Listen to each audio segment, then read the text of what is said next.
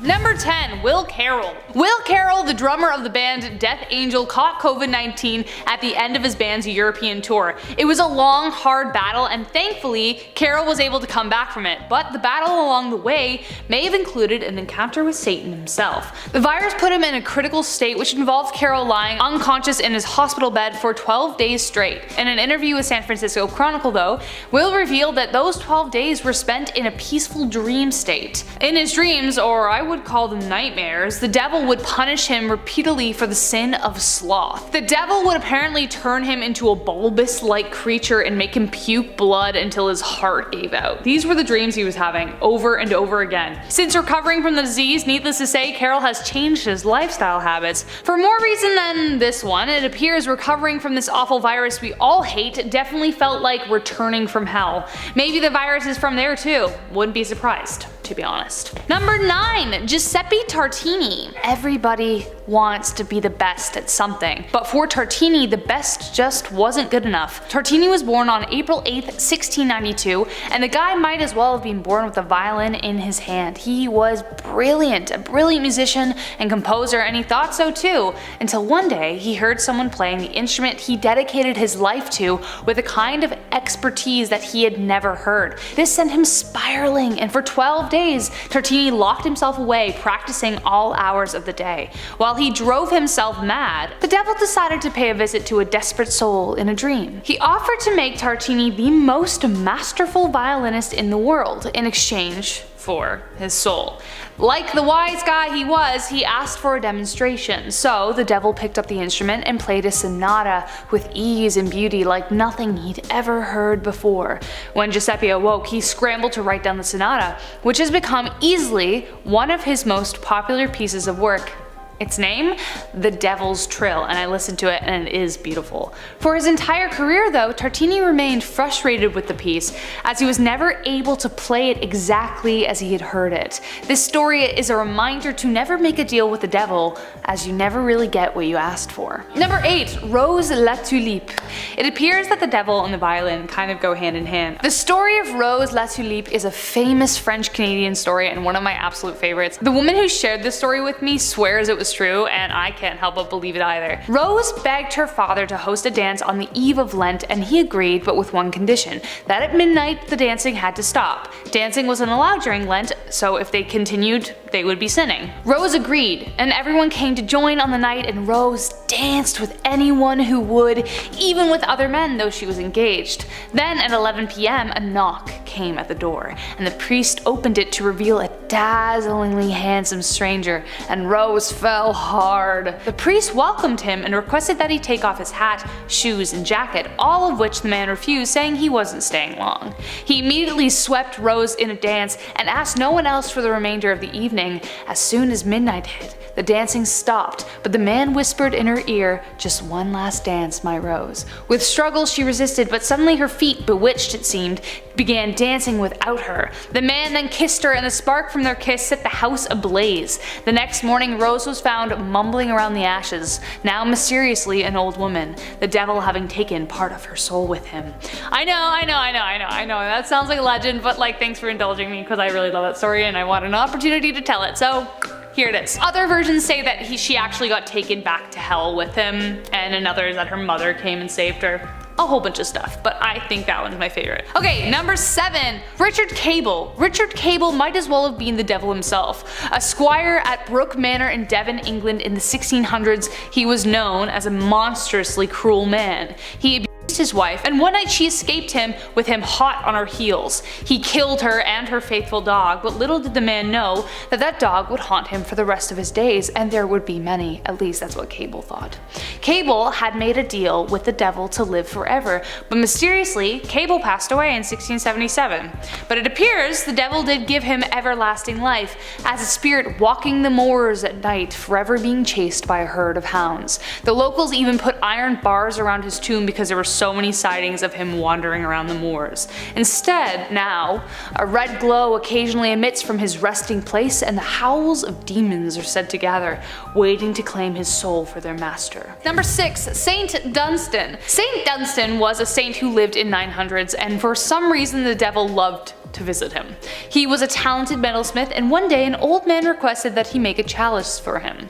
Dunstan agreed, but when he looked back up at the old man, he had shifted into a woman and then very suddenly a boy. Immediately he knew it was the devil, but fearing his wrath, concealed his distress and crafted the chalice. Subtly though, he put his blacksmith tongs in the fire, and quick as he could he thrust the tongs onto Satan's nose and cast him from the cell. That wouldn't be the last time he saw the devil though. Dunstan would face him once again and attack the devil by hammering into his hoof, and only agreed to remove it if the devil agreed never to cross a threshold where a horseshoe hung. And that's why today horseshoes are considered good luck, so take a lesson from that. Number 5, a boy named Scott. An article written by Richard J. Bonifant recounts several near-death experiences in order to try and see similarities. Some usually describe a light or a tunnel, but after a little boy named Scott got into an accident, he may have met something much darker. On June 10th, 1995, Scott and his family were enjoying getting ice cream from the ice cream truck, as you do, but Scott was so excited he ran out from behind the truck and he got hit by another motorist. He was almost declared dead, but 8 hours later, thankfully, he awoke in intensive care.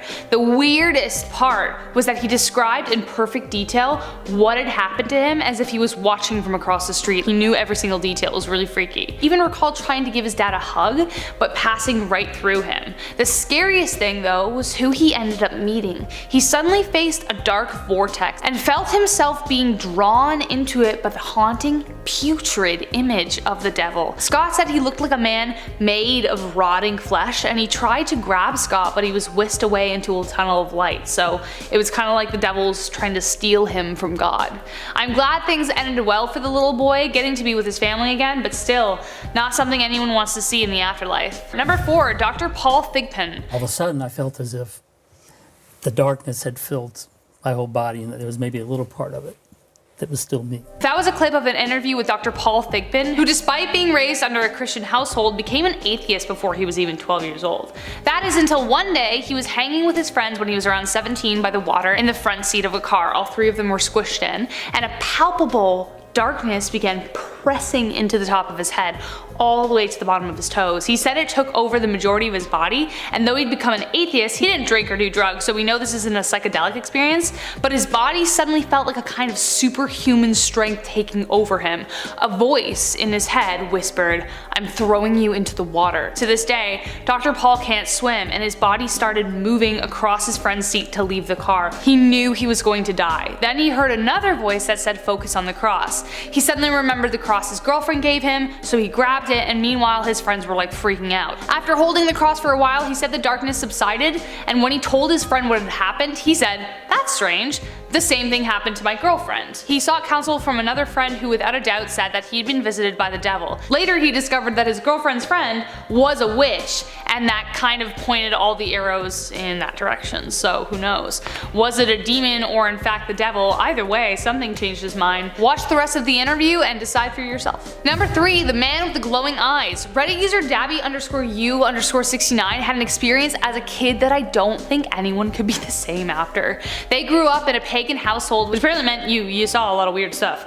But one day, on a Tuesday in the afternoon, she was playing with the daughter of a family friend who they called Jay, just outside as you do. So they're just playing, and then all of a sudden Jay just stops dead in her tracks and points behind her. She froze and then turned around slowly to see, and I quote, "a tall shadow man about 6-7 feet tall in a trench coat and hat.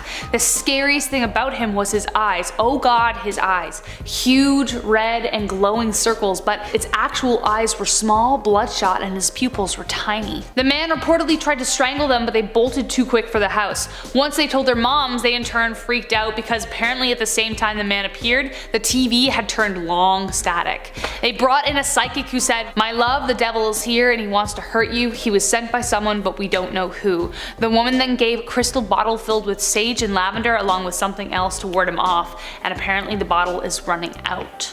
So I hope she's okay." Number 2, Father Gabriel Amorth.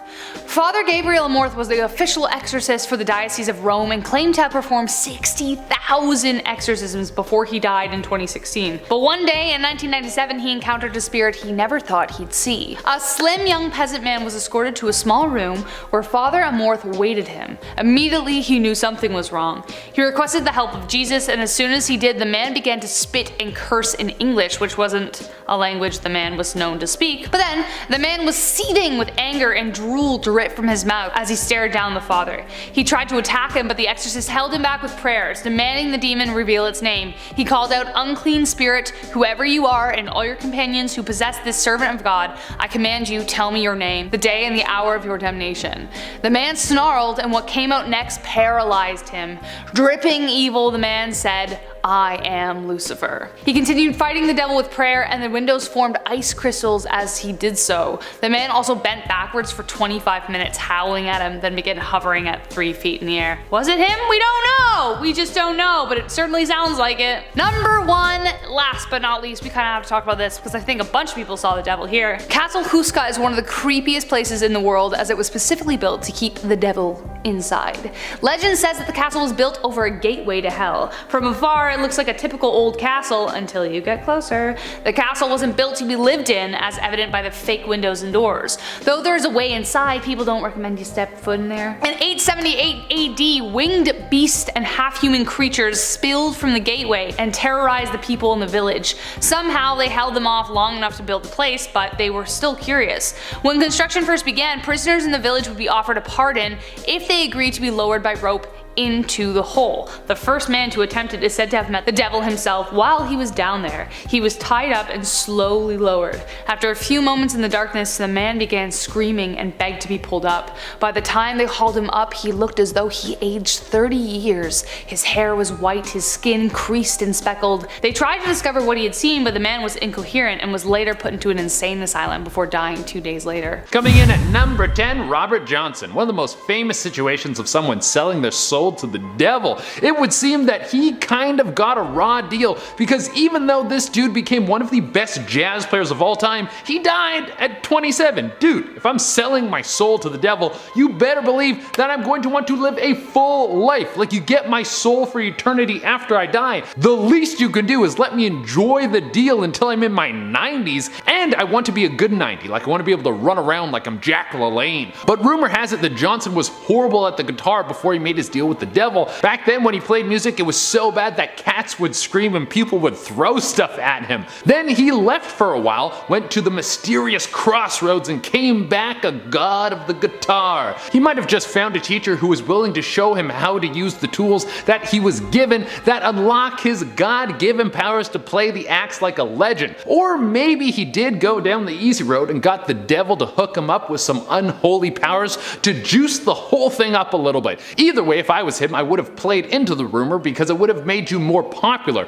Everyone would want to come see the man who sold his soul to the devil to play like a god. They would want to know what the devil could give you. Coming at number 9 with Giuseppe Tartini. This is really how you reach legendary status. Just like Robert Johnson, you want to be a person so good at your craft that the only way people can justify it is by saying that you made a deal with the devil, that you are so unreal at ripping down what you do that you must have done some dirty work to get that good. That's what I want from my life. I want people to be like, this dude was for sure on some performance enhancers, or he was using black magic, because there's no way that anyone could be that good at what this guy did. That's what happened with Giuseppe. This dude was ripping through the violin so good that people were like, the devil must have hooked him up with some good juice. People thought that he could have had 6 fingers on one hand that allowed him to play notes that no one else could ever play. The story goes that Giuseppe woke up and the devil was sitting on the edge of his bed just ripping the violin. Like, the dude was so legendary at the violin that Giuseppe was awestruck. Then the devil just vanished. Giuseppe quickly wrote down everything he could remember from the song,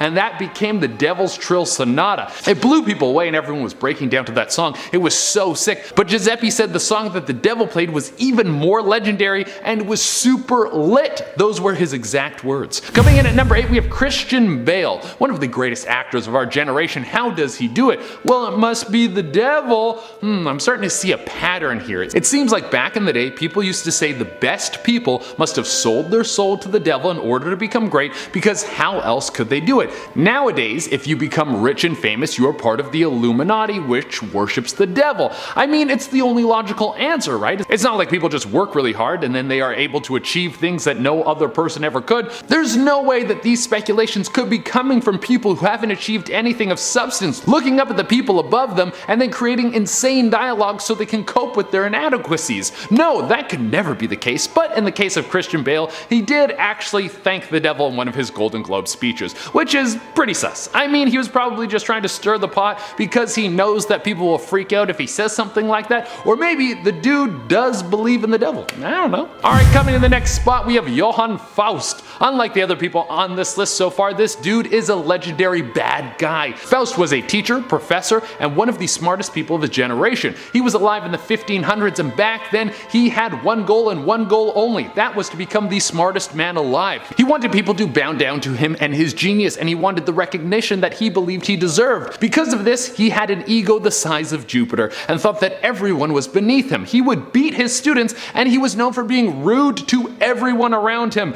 Now, I don't know if it's because this guy was so mean or if it's because he was really into magic, but people thought that he was working with the devil. I guess if you're mean and you like magic, there would be nothing stopping you from getting into the dark arts. People even thought that this guy's dog was a demon, that it walked around, a demonic dog, and tried to attack people, and when no one was looking, it would morph into a human that would serve Faust. Eventually, the dude died, and it was the spectacular fashion in which this dude died which solidified him as someone who worked with the devil. His lab exploded, and the dude died in a ball of flames. The rumor says that there was a pair of hoof prints burned into the floorboards. Coming number 6, we have Niccolo Paganini. Man, back in the day, if you could rip the violin that good, people thought you must have been up to some funny business. There is no way you could get that good just off of skill and hard work, no way at all. Niccolo Paganini was very young when he picked up the violin. At only age 11, he would touch the instrument for the first time, and right away it would seem that he was destined to be one of the best in the world. When he was still a teenager, he was performing in front of hundreds of people. This guy was definitely a prodigy, but as we have learned, the theme of this list is that people can't trust you if you start to get too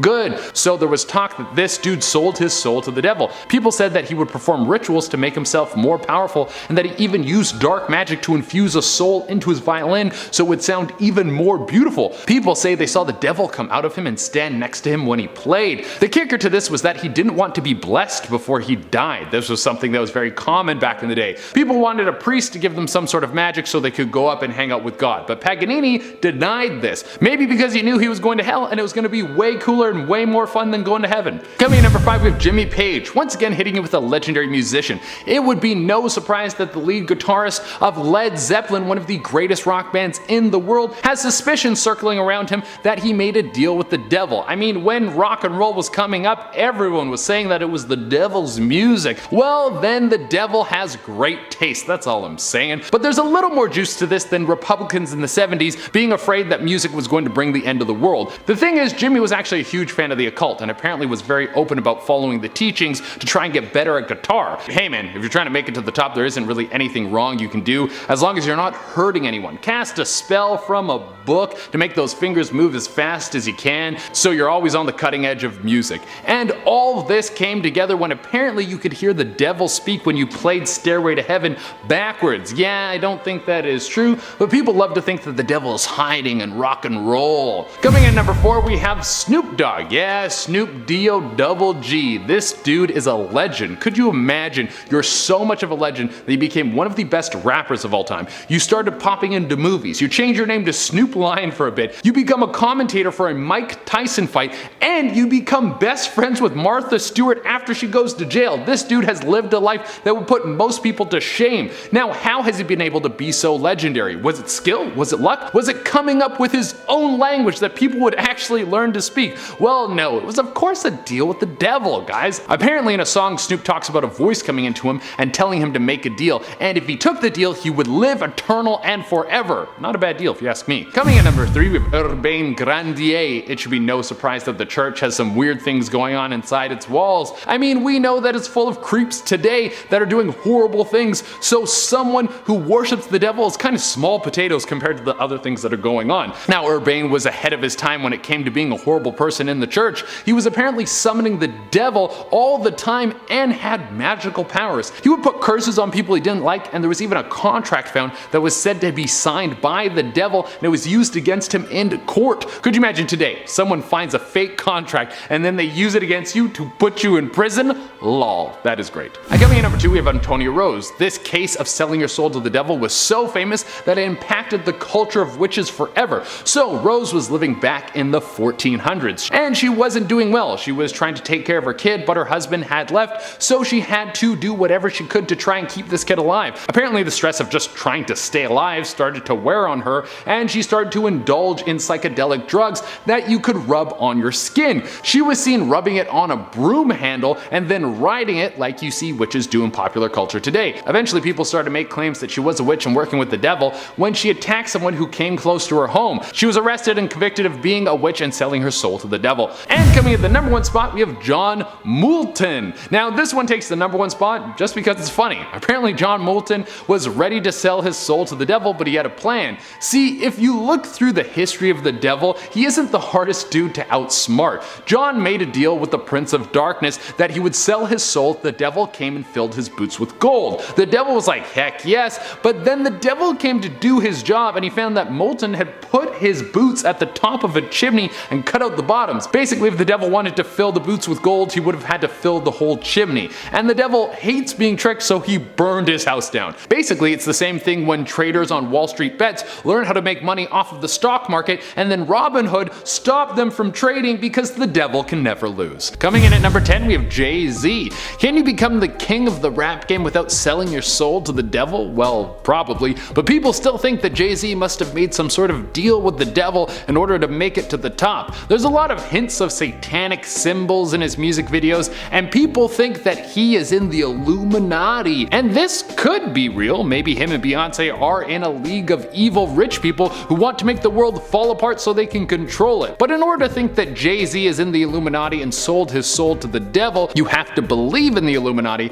and you have to believe in the devil. And if you don't believe in either of those, Jay-Z is just a very successful guy. That's it. Coming in number 9, we have Johann Georg Faust. Now this one's a little bit of a weird one because it's hard to tell if a dude from the 16th century sold his soul to the devil because he actually put a pentagram on the ground, threw some goat's blood on it and did a little dance and sung a little song and then shook hands with the devil, or was it because he was just an astronomer and back then people thought that meant you worked with the devil? But this dude apparently worked with the devil to get his fame. The devil offered him 16 years at the top of the world of science. When his time came, the devil arrived and he renegotiated. He was able to squeeze out another 8 years out of the devil, and at the end of the 8 years he would pass and everyone would say the devil took his soul. Now this is the part of the story that makes it seem like there could have been something to do with the devil going on. When he died, apparently there was an explosion of fire and all that was found was bits and pieces of his body. Now this could have been an experiment gone wrong that took place in Faust's home, but I don't know what kind of explosives an astronomer would be messing around with. People think that this explosion could have been the devil popping in and ripping his soul right from his body. Maybe he shouldn't have made this deal. Who knows? Coming in number 8, we have Tom Hanks. No way. Not Tom Hanks. There's no way that one of the nicest dudes in the world could have sold his soul to the devil. Well, let's look at the evidence first. He has not only been very successful in Hollywood, but he has also won many Oscars. That is supposed to be a sign that you're part of the Illuminati. He has a really rude son, and that might be because God has cursed him for worshiping the devil. I mean, that is probably just what happens when a kid grows up rich and his parents are too nice to put him in his place, but it also could be the work of God laying down his wrath. But even all of that doesn't mean he sold his soul to the devil so he could be rich through the Illuminati forever. But then people who love to dive deep into conspiracy theories say that Tom Hanks got coronavirus. So that means that he is a pawn in the Illuminati plan. He faked getting sick so that people would believe in the virus and they could continue to take over the world. Whoa! I love these sold your soul stories because they just get crazier and crazier. Coming at number 7, we have Urbain Grandier. It would seem that the devil's reaches far because he has even made a pact with a dude who was the Pope. Now, there isn't a whole lot of evidence that proves whether or not Urbain sold his soul before or after he was Pope, but there is a lot of evidence that this dude was up to some nefarious stuff. He would apparently host and had a number of sexual partners. There's stories of him torturing people who he didn't agree with, and he was also practicing witchcraft. There was a group of nuns that was said to have disrespected him, the Pope of all people, and he sent a demon after them to ruin their life. Well, unlike now, back when this dude was Pope in 1634, if people thought you were up to something with the devil, you would be done for sure. Enough people came forward and accused this guy of witchcraft that there was a trial. During the trial, there was a lot of evidence. There was a contract that had backwards writing on it, said to be the work of the devil, that had the devil's signature on it, or apparently it did. I'm not sure how they fact-checked that one, but many people came forward to disclose this guy's unpope-like acts, and eventually he was burned at the stake. My god. Coming in at number 6, we have Pope Sylvester II. 2 popes back to back. I think it's just salacious to say that a pope was in cahoots with the devil. That's why when you go through history you can find a few popes that have been called out for loving the Dark Lord. Now the difference with Pope Sylvester is that it wasn't that he was excessively rich or because he was involved in sinful acts, it was actually because he was too smart. This guy invented the pendulum lock and the hydraulic organ, and he was in contact with Eastern religions and peoples to get ideas of what they were doing over there so he could incorporate their brilliance into his own society. And because of this, people said he might have got his all-powerful mind from making a deal with the devil. I guess things never change, because now when someone makes it to the top, everyone says they're in the Illuminati. Coming in at number 5, we have Eminem. We all love the story of someone starting at the bottom and now they're here. We love when people are the underdog and work their way to the top. We love how people can defy the odds and become one of the most influential people in the world. Well, that's until they're actually at the top. Then we want to bring them down because it must have been the devil that got them all the way up there. That's the story with Eminem. There have been countless accusations that the rapper made a deal with the devil to jump to stardom and forever be held as one of the best rappers of all time. This is from some of the imagery that you will find in his music videos, whether it's a goat's head, a triangle, a single eye, or many of the other objects that are related to the devil. Well, the rumors about him don't stop there. They also say that the real Eminem is dead, that when he fell out of the public eye for a bit, he pushed back against the Illuminati and no longer wanted to do their bidding. So they killed him and replaced him with a clone that they can control, and that's where he got his perfect beard from. Coming in at number 4, we have Jaden Smith. Can you pass down a deal with the devil to your kids? Like kind of grandfathering them into the product like an old phone contract? Is that possible? Can you do that? I don't know how the devil works. I'm not famous enough to get in contact with him, but apparently Jaden Smith has been gifted the allegiance to the devil through his dad. People base this off of Will Smith's fame and the fact that Jaden has some strange beliefs about the world. He's very interested in a thing called orgos. It's a strange culty belief that the world is governed by positive and negative forces that we can't see. That kind of sounds like midichlorians from Star Wars. But people think that he's using a demonic subsect to try and get people into the Church of Satan. Coming in at number 3, we have Katy Perry. If you become a massive celebrity, there's only one answer, and that is the Illuminati. There's no other reason you could make it to the top. Well, for Katy Perry, that's what everyone thinks. There is a ton of stuff we could pull from, but her biggest one is the music video Dark Horse. Because if any celebrity does anything that even comes close to resembling a pyramid, you better believe that conspiracy theory people are going to come running for it. And of course, this music video has an Egyptian theme, meaning that she must have sold her soul to the devil. There was also the time she performed at the Grammys and they had her in a witch's theme with a massive crystal ball. This means that she was, of course, doing a satanic ritual in front of the whole world. I mean, what else could it be? Coming in at number 2, we have Oliver Cromwell. Cromwell was a fading politician and commander in the 17th century. Every champion must fall, and usually they don't get back up after their time has come. But with Cromwell, it was quite the opposite. He was able to have a second breath in his career. He was able to stand in the limelight once more. He was able to have all the people clamor at his feet and become the top dog once again. This second run at life saw him become a prominent political figure and a very skilled tactician. While this was probably hard work and intelligent moves, most people wrote this off as the man selling his soul to the devil. Now, the backing to this theory comes from the legend about him when he dies. There was apparently a storm that came over the city and was raging the entire night. People say this was the devil coming down to claim his soul. Now, that might have been true, but I don't know if the devil would go to that much work to get one soul. This guy's getting thousands of souls every day, hundreds of thousands every day. If he had to put on a massive light show to get each one of them, he would never be able to wrangle them all up. He just wouldn't have enough time. And coming into the number 1 spot, we have Christian Bale, probably the best Batman ever, and one of the kings of the meme world with the amount of juice people have been able to pull out of his hit American Psycho. I've never seen American Psycho, but I want to, just so I can have a better understanding of what scenes these memes come from. But when did the Dark Knight himself decide to give his soul to the devil and become one of the Dark Lord's little minions? Well, we don't know the exact time of when this might have happened, but Christian Bale has actually publicly thanked Satan after winning a Golden Globe for his work in the movie Vice, where he played Dick Cheney, remember the vice president who shot his friend by mistake, and might have had a hand in the whole Guantanamo Bay thing. Well, during his acceptance speech, Christian Bale went down the regular road of saying thank you to all the people close to him, and then he capped it off by saying thank you to Satan for inspiration. Now, this might have just been the actor taking a stab at how ruthless Dick Cheney is, saying that the man is actually the devil, or maybe he was actually thanking the devil for giving him the juice he needs to do what he needed to do to play the role. Like the devil materialized in his room and helped him go over lines. If that is the case, the devil doesn't seem like that bad of a dude. Anyways, guys, I've been your host, Jay Dorena. Thank you for tuning in, and I'll see you next time. Coming in at number 9, we have Johann George Faust. Coming in at number 9, we have Johann George because it's hard to tell if a dude from the 16th century sold his soul to the... There was a ton of nuns who's... There was a group of nuns who were said to have...